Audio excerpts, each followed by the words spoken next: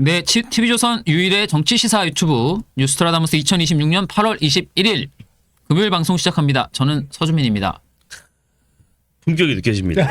아, 인사만 했는데. 아니 제가 네. 이 뉴스트라다무스 시즌 3가 나오고 네. 처음 나왔었잖아요 지난주에. 아, 네네네. 그리고 조금 국회에 가서 사람도 만나고 했는데 네. 아니, 좋더라고요. 저에 대한 반응이 좋다는 게 아니라 네. 이 뉴스트라다무스 시즌 3에 대한 약간 뭔가 좀 TV조선의 품격이 느껴진다. 뭐 그런 얘기를 많이 아, 하시더라고요. 우리 위원장님 좋아.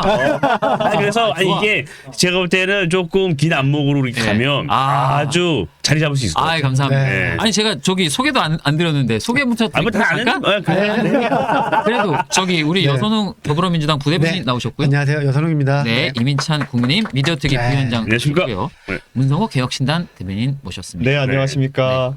아, 오늘 뭐 아니 지금 밖에 좀 비가 오나요? 갑자기 조금씩 조금씩 떨어집니다. 아, 네. 그래요? 아니 저 아까 들어오시는데 저 분장 어디서 받으셨냐고. 분장 안 하던데. 아, 네. 요즘에는 선크림이 네. 네. 화사해지게 잘 나오고 그것만으로도 충분하다. 분장 받. 저는 저기 그 직전에 다른 방송 출연하고 와가지고. 그렇구나. 네. 아니 저는 비 오는 날들 좋아하세요? 뭐 저는 상관없습니다. 그래요? 더 운치 있지 않아요? 집에 비오면? 있는 날은 집에 있을 때 좋아하죠. 나가면 신발 젖으니까. 네. 아니, 집에서 이제 라면 끓여 먹을 때가 제일 좋고. 뭐 나와도 뭐. 아니 근데 저는 옛날에 좋아했는데 네. 이 신발 젖고 일단 아. 나오면 그 다음에 이게 아실지 모르겠는데 이게 곱슬머리 이제 반곱슬이거든요. 그 머리가 약간 습하면 부해져요. 외모에 신경 쓸 아니, 나이시구나. 방송할 때 지금 혹시 약간 아, 방송 부해졌으면 때문에? 그 영향이다라고 좀 감안해. 아니 저처럼 단단하게 하고 스프레이 뿌리면 됩니다. 아니 그러니까 이게 사실은 그 분장이랑 이런 헤어 메이크업 같은 게 다 받으면 좀 상관없는데 네. 저희가 진행자 분장비가 없습니다.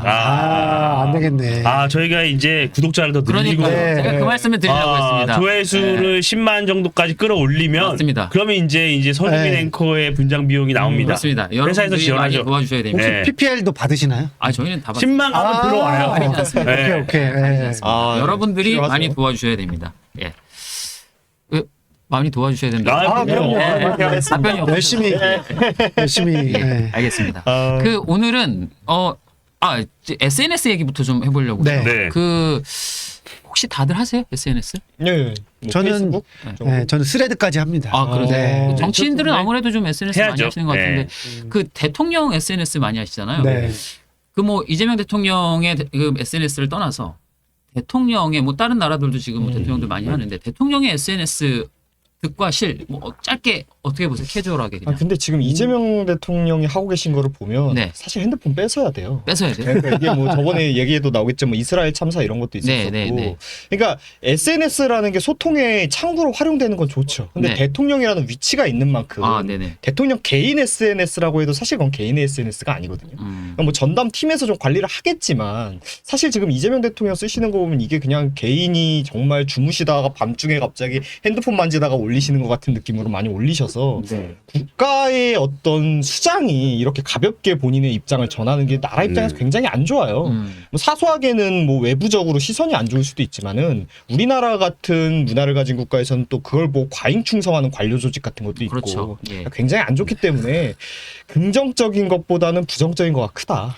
요거는 네. 대변인님 말씀은 들어야 될 것 같아요. 저는 뭐 예. 지금 정도 수준에서 하는 거는 네. 어쨌든 국민과 소통하는 정도의 이제 뭐 내용과 메시지 발신 그런 거기 때문에 국민들이 대통령이 저런 생각하는구나 많이 알 수 있어서 뭐 괜찮은 것 같은데 어쨌든 이제 뭐 우리 대변인께 말씀하신 그런 부작용이 있죠. 네. 너무 또 알게 되면은 거기에 대한 또 찬반 입장 모든 거를 또 진지하게 생각하는 사람들 그리고 또 이제 그 진짜 가장 큰 문제는 국민들이 뭐 오바해서 하는 거는 별 문제가 안 되는데 관료들이 그렇죠. 거기에 대 가지고 과잉 충성해 가지고 막 대통령이 저 생각이야 나는 두 발자국 세 발자국 더 나가자 이런 것들이 있을 수 있기 때문에 약간의 좀 우려점이 있지만 뭐 우리 트럼프 대통령도 하시니까 저는 뭐 크게 상관없습니다. 전 두 분 의견에 공감을 해요. 근데 좀 궁금증이 하나 있어요. 뭐가 궁금하냐면 네. 윤석열 대통령한테 민주당이 굉장히 비판했던 대목 중에 하나가 아니 밤에 사설폰으로 그렇게 주위에 전화한다고 소문이 난다. 그 핸드폰 그렇게 하면 다 감청당하고 정보 새나간다. 쓰지 말라고 비판했어요.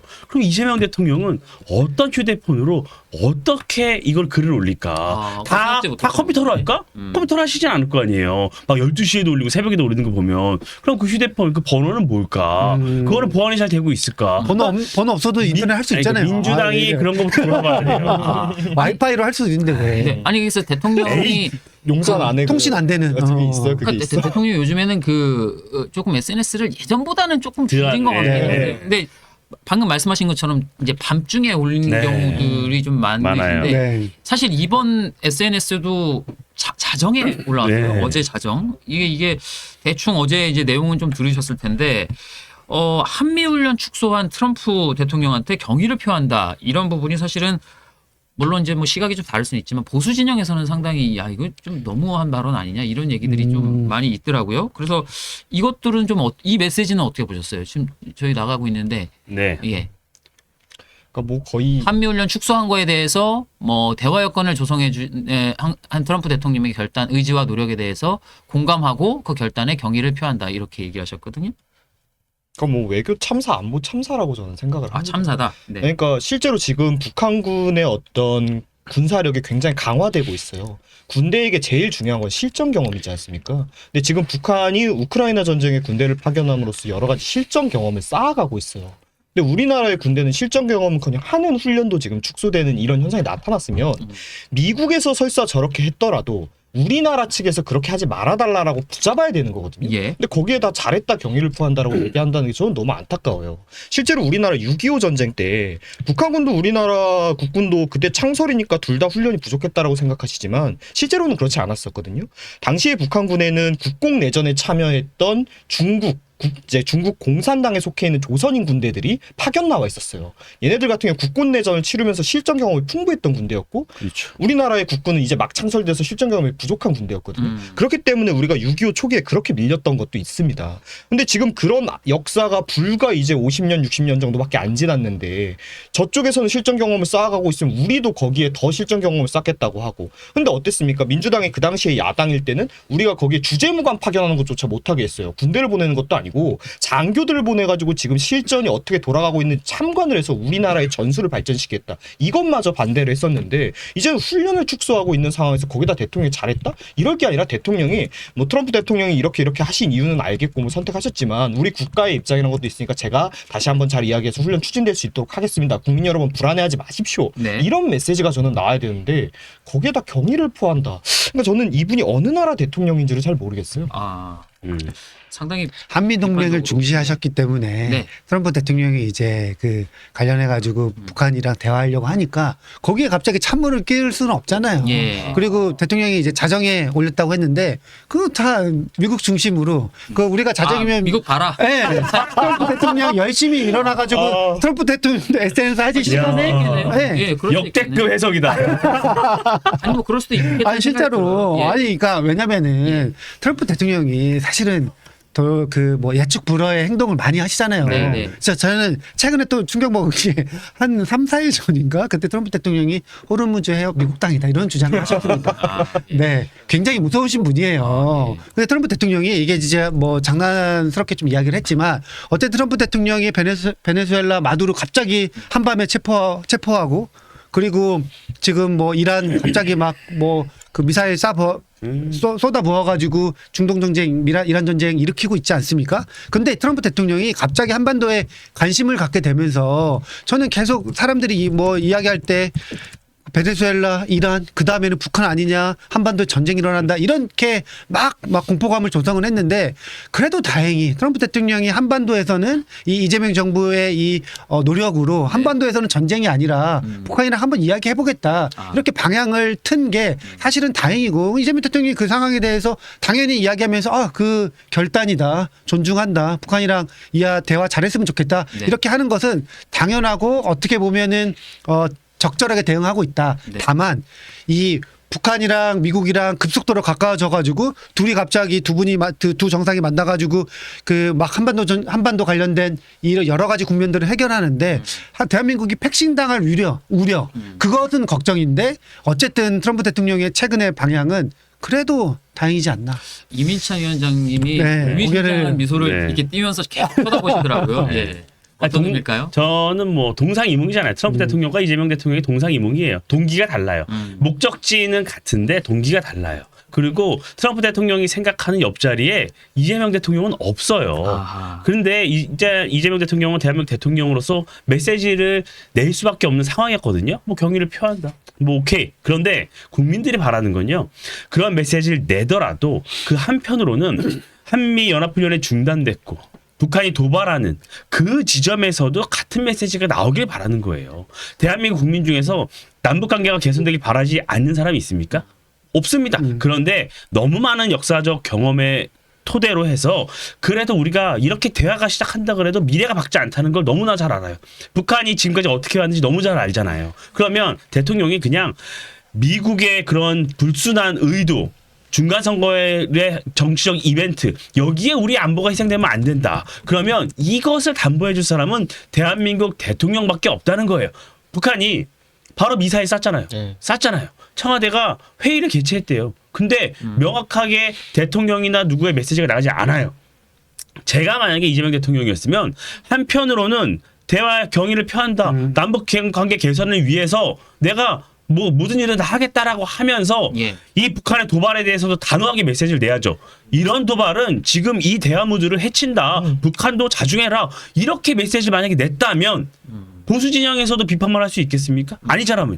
그러니까 이렇게 메시지를 관리를 해야 되는데 너무나 굴종적으로 북한에도 아무 말 하지 못하고 트럼프 대통령이 갑자기 한마디 했다고 경의를 표한다고 하고 그러면 이재명 대통령의 이런 언행에서 북한에 있는 많은 그 권력자들의 모습이 떠오르는 거예요. 그러니까 국민들이 대한민국의 안보를 더 걱정할 수밖에 없는 대목이 되는 거죠. 근데 약간 이제 국민의힘이 이민찬 네. 대변인이 아니라 약간 이중적인 태도인 게, 그러니까 예를 들어서 트럼프 대통령이 이제 한미 훈련 축소시켜가지고 거기에 대해서 왜 그 민주당 정부 그리고 민주당 왜 이야기하지 않느냐 예. 이렇게 이야기를 하는데 갑자기 그 대미 투자 관련해서는 왜 미국의 심기를 불편하게 해서 네. 왜 지금 이렇게 압박하게 하느냐, 약간 그러면 뭐 어쩌라는 건가? 아, 이거 어쩌라고? 예, 왜 어쩌라고? 예. 청와대에서 오셨어요? 아니, 그러니까 뭐 예를 들면 뭐 이재명 예. 대통령 대변인이냐? 아니 관세나 이런 거 대미 투자는 미국 말을 왜 안 들었냐 그러고 예. 이거는 왜 미국한테 항의를 못 하냐 그러니까 이중적이다. 아니 저는 뭐 네. 이런 이중성은 필요하다고 생각을 해요. 아니, 그러니까 저는 왜냐? 이중성이 전혀 다른 별개의 사안이잖아요. 거기다 이건 이중성이라고도 할 수 없고 그냥 지금 외교력이 떨어지고 있는 거예요. 얘기하신 거와 같은 반도체 투자 등에서 이 미국이 항의하고 있는 거는 네. 우리하고 지금 조약 맺어갖고 우리 투자하겠다고 했는데 갑자기 본인들 전당대회용으로 호남에 몇백억 때려박겠다 얘기하니까 야 너네 우리랑 조약은 먼저 맺었는데 그 돈 거기다 쓸 거 있고 거기 지원할 거 있으면 우리 거 먼저 해 라는 얘기를 듣는 거고, 지금 이거는 물론 트럼프 대통령이 우리나라 입장에서 어려운 대통령인 건 맞아요. 대통령이 거기서 곤란함이 있을 수 있습니다. 그럼에도 안보라는 거는 가장 지켜져야 되는 것이잖아요. 우리가 안전이 보장되지 않고서는 뭐 경제가 있습니까? 문화가 있습니까? 그게 지금 약화되고 있는 거에 있어서나 설사 트럼프가 저렇게 나가더라도 우리가 외교적으로 제대로 대화 통로를 가지고 있었더라면 어느 정도 우리가 원하는 바를 이루어낼 수 있었던 거 아닌가를 얘기하는 건데, 대통령은 우리나라의 안보를 지키는 것을 원하시냐라고 묻는 거예요. 전혀 30초만 말씀드리면 네, 진짜로 40초 말씀하세요. 40초 감사합니다. 역시 품격이 있어. 시간을 10초 걸려줘서 네. 뉴스트라트. 아니 근데 이게 전혀 다르다고 하셨는데 다르지 않아요. 왜냐? 이 국민의힘은 국민을 걱정하는 거예요. 대미 투자가 제대로 이루어지지 않아서 당장에 미국에 투자하는 기업이나 우리 기업인들이 피해를 볼 수 있어요. 그리고 많은 사람들이 한미 관계가 이렇게 엉켜버리면 제대로 이제 기업 활동뿐만이 아니라 정치 관계도 복잡해지잖아요. 우려하는 거잖아요. 이 미국과의 관계 이것도 이 북한의 요구를 그냥 받고 미국이 원하는 대로 그냥 남북 관계, 미북 관계 개선을 한다 하더라도 그 안에서 지금 대한민국 국민이 소외되고 있다는 거예요. 국민의 안전, 우리 대한민국의 안보가 담보되지 않기 때문에 국민의힘이 우려하는 거죠. 그냥 트럼프 대통령이 하니까 뭐든지 오케이. 국민의힘은 그렇게 할 수 없죠. 국민이 국익이 가장 우선이니까요. 아니, 근데 동의하면서도 민주당에서 그건 억울할 수 있다고 생각해요. 네. 사실 이번 사안에서 정말 어떤 대한민국의 입장을 생각하면 비판을 해야 될 게 트럼프를 먼저 비판하고 들어가야 되는데 네. 솔직히 국민의힘 입장에서는 너희 트럼프한테는 찍소리도 못하면서 우리한테만 뭐라 그래, 그럼 억울할 수 있어요. 그런데 결국 지금 우리나라의 대통령과 우리나라의 여당과 우리나라의 정부는 민주당이잖아요. 권한을 가지고 있는 사람한테 요구할 수밖에 없는 거예요. 네. 그런 부분은 좀 이해를 해주셔야 된다. 뭐 그런 부분이 있을 수 있다고 봅니다. 근데 이제 막 예를 들면 한동훈 의원이 네. 이번에 외통위 가셨잖아요. 그러면서 뭐 그 조윤 장관한테 질문하는 게 왜 트럼프의 그 SNS 메시지를 몰랐냐고 비판하더라고요. 네. 트럼프 대통령의 트루스 소셜에 나온 중단 지시하겠다, 축소 지시하겠다. 그게 없었으면 그대로 진행됐겠죠. 아마 그랬을 그랬겠죠? 것으로 추측합니다. 배경 설명도 없이 트럼프 대통령이 트루스에다 한 줄 적었다고 해서 그냥 바로 이렇게 주저앉아야 하는 거예요? 이거 몰랐던 거는 외교 실패 아닙니까? 아무리 트럼프 대통령이 예측하기 어려운 분이라 하더라도 시험 문제 어려우면 빵 좀 맞고 당당해도 되는 거예요? 왜 그 이전에 이 많은 인원으로 이런 움직임이 있을 수 있다는 것을 전혀 모르셨습니까? 글쎄 국무부는 우리의 10배가 넘는데 전혀 몰랐다고 합니다. 말이 되나요? 그거는 좀 네. 그건 이제 뭐 예를 들어 주한미군조차 몰랐다. 맞아요. 네. 아니 그 브런슨 주한미군 사령관이 안구백 장관 만나러 가면서 우리 그 국방부 출입 기자들한테 여기 왜 왔냐 물어보니까 네. 굉장히 신경질 반응으로 트럼프 대통령 SNS 못 봤냐 그렇게 오면서 왔어요. 아니 그럼 어차피 외통 얘기가 나온 김에 네. 하나 더 여쭤보면 그거는 저도 이제 그렇게 생각할 수 있다고 네. 보거든요. 근데 그 한동훈 의원이 그걸 물어봤잖아요. 그 여한구 네. 본부장 경질한 거에 대해서는 이거 이유를 뭐냐? 그러니까 약간 장관도 나도 잘 모른다 이렇게 얘기하셨거든요. 경질된 사유를 아신다고 하셨고 그게 개인적인 사유라고 하셨습니다. 그 개인 사정이 뭡니까? 제가 말씀드릴 수 없습니다. 태간에 무슨 술자리에서의 부적절한 행동이 있었다. 그것 때문에 경질했다. 이런 얘기가 돌고 있는데 그런 얘기에 대해서 본인은 그런 얘기 하면은 법적 조치하겠다. 기자들에게는 겁주는 문자를 돌리고 청와대는 전혀 얘기를 안 하고 있습니다. 미국 측에 혹시 이번 경질이 어떤 배경인지를 설명한 사실이 있습니까? 김정관 장관이 지금 미국에 가 있기 때문에 자연스럽게 설명을 하지 않았을까 추측합니다. 공적인 이견으로 인한 경질입니까? 아니면 개인적인 비위로 인한 경질입니까? 솔직히 제가 정확히 알지 못합니다. 그것도 이상한 거 아니에요? 그러니까 좀 아 근데 이제 그 여한구 그 본부장은 네. 외교부 소속은 아니고 아니죠. 네, 아니라서 어쨌든 모를 수 통상 있습니다. 외교 통상 네. 부분이니까. 네. 근데 이제 그 부분 같은 경우에는 모르겠어요. 저도 이제 뭐 그 정도 되는 급이면은 뭐 사실 장관급이잖아요. 그러니까 장관급 같은 경우에는 뭐 이른바 이제 직권 면직하면은 그 이유 정도는 밝힐 수 있다고 봐요. 근데 이제 그 이유를 못 밝히는 이유가 미국과의 관세 협상 때문인지 아니면은 뭐 개인적인 이유인데 그 개인적인 이유를 이야기하기에는 뭔가 또 문제가 법적으로 문제가 있을 수 있는 일인지 사실 안 밝힐 그럴 이유는 수도 전혀 없거든요. 그렇기 때문에 궁금하긴 한데 뭐 저기 뭐 어쨌든 여러 가지 문제로 여한구 본부장도 전 본부장도 관련돼서 막 여러 가지 찌라시가 도니까 이거 법적 대응하겠다 예. 이러고 있는 상황이라서 사실은 뭐 언론들도 더 이상 파진 않는 것 같더라고요. 뭐 그렇게 나오니까 네. 생각해 보니까 그 희귀성 씨인데 동명이시네요. 제가 굿자 돌림인데 네. 저랑 아마 그 같은 학년입니다. 네. 같은 학년이세요? 굿자니까. 근데 굿자인데 굿자를 안 쓰신 거예요? 네, 저도 아마 족보에는 제 굿자로 올라갔을 거예요. 여선구. 아버님이 네. 그 여선 웅으로 지으신 이유가 있군요. 약간 이 어감상. 선구. 성구자. 성구보다는 성이 낫죠. 근데 이제 개인적으로 생각해 보면은 선구자. 그 여한구 본부장이 관세 협상이랑 그 관세 협상이 이제 결과적으로는 대한민국한테 유리한 측면으로 됐는데 미국이 더 자기네 것을 얻어가기 위한 지금 세부 협상에 들어갔는데 우리가 이제 그거는 오케이를 안 해주고 있는 거잖아요. 네네네. 그렇게 봤을 때 그 협상에 뭔가 수장을 바꾼 게 뭐 관세 협상에는 좀 도움이 되지 않을까 네, 네. 이런 생각도 아니, 들고. 그 말씀이 나왔으니까 저는 이 잘못 말했나? 여한구 부장이 그 면직되는 들었어요. 걸 보면서 네. 묘하게 저는 김용범 정책실장이 떠올랐어요. 왜냐? 우리가 레버리지 ETF 얘기가 많이 나왔잖아요. 네. 그 책임론이 누구에게 있느냐는 얘기가 많이 있어요. 많은 분이 김용범 정책실장에게 책임이 있다고 했지만 과연 거기에 책임이 다 있느냐. 많은 분들은 대통령에게 책임이 더 크다는 말씀을 많이 해요. 무슨 저기 상품 하나 내는 것도 아니 그런데 그 말을 못 하잖아요. 그래서 그 김용범 정책실장이 굉장히 여론의 문매를 맞고 네. 사퇴하라는 욕을 굉장히 많이 받았어요. 그거는 그런데 저는 그게 대통령에게 가야 할 책임론이 네. 김용범 정책실장에게 가고 김용범 정책실장이 모든 걸 대신 네. 두들겨 맞았다라고 보는데 묘하게 여한구 본부장도 관세 협상 후속 조치에 대한 책임을 대통령이 이제는 청와대사가 결정을 늦게 했기 때문에 모든 게 지연되고 있다고 저는 보거든요. 그런데 그 책임을 청와대랑 대통령이 져야 되는데 여한고 본부장이 대신 물러남으로 인해서 이게 어느 정도의 조금의 시간이 생긴 거죠. 룸이 생긴 거야. 그러니까 둘 다 이 면직된 것과 아닌 것은 다르지만 묘하게 대통령을 대신한 어떤 인사의 이런 묘하게 오버랩 되더라고요. 아니 저희 사실 이게 김용범 실장이 네. 뒤에서 아, 다 있어요? 하려고 하는데 네. 할 말 많아. 저희가 사실은 이 얘기를 이렇게까지 길게 하고 굉장히 지금 화기애애하게 네. 진행이 되고 꼬리로 있어서 놀고. 제가, 예.